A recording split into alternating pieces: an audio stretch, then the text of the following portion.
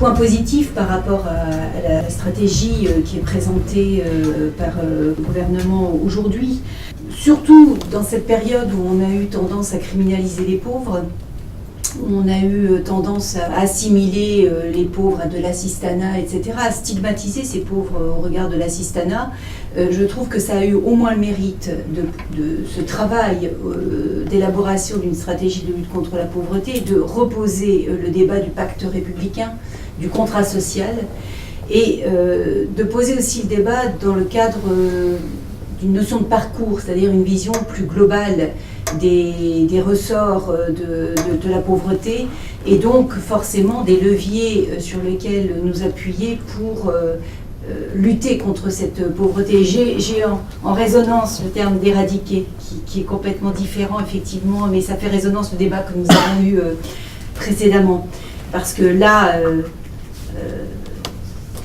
si ça peut éradiquer la pauvreté, tant mieux. Mais on a encore quelques questions par rapport à ça et quelques petites problématiques à soulever. Mais en tout cas, au moins, voilà, on pose le débat autrement sur la question de la pauvreté, d'autant plus qu'aujourd'hui, il existe de très très nombreux travailleurs pauvres, donc ce qui témoigne bien que le travail, en tout cas, ne protège pas de la pauvreté, et qu'il faut bien repenser les minima sociaux et la pauvreté, certes à l'aune d'un retour d'activité, mais pas que. On voit bien que c'est beaucoup plus complexe.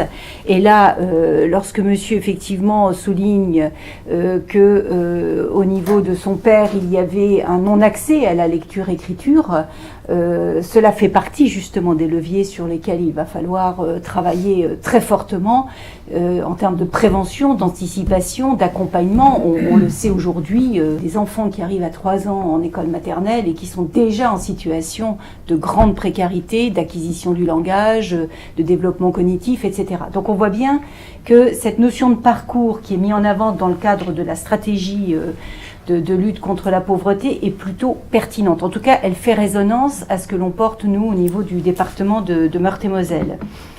Là où on s'y retrouve aussi, avec les bémols que je vais souligner après, c'est cette ambition de lutter contre le non-recours, c'est aussi cette volonté de simplifier l'accès aux prestations sociales, la fusion des prestations, même si on sait, pour avoir travaillé sur la proposition d'expérimentation du revenu de base, que c'est extrêmement complexe, puisque ces différentes prestations, l'APL ou le revenu, le RSA, ne s'appuient pas sur les mêmes modes de calcul et sur les mêmes ressorts en termes de calcul. Donc c'est très compliqué, cette fusion des prestations.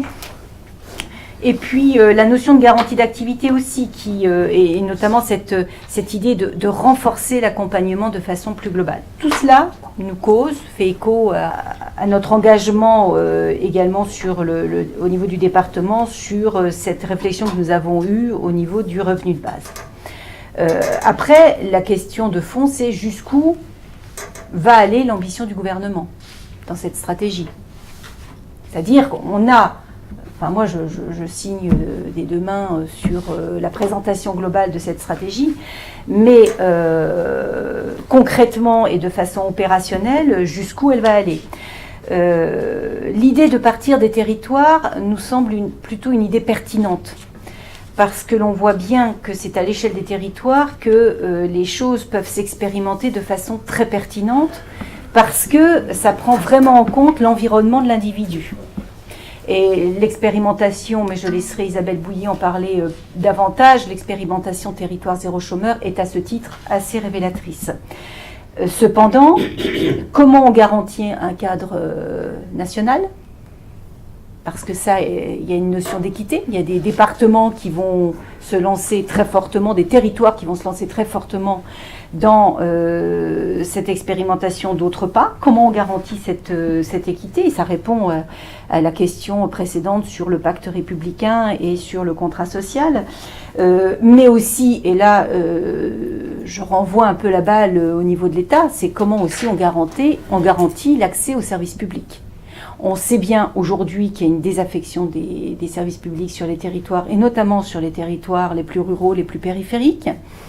Donc il y a quand même un défaut d'État et de République dans certains territoires, et on sait bien que ce sont les populations les plus fragilisées qui en pâtissent le plus.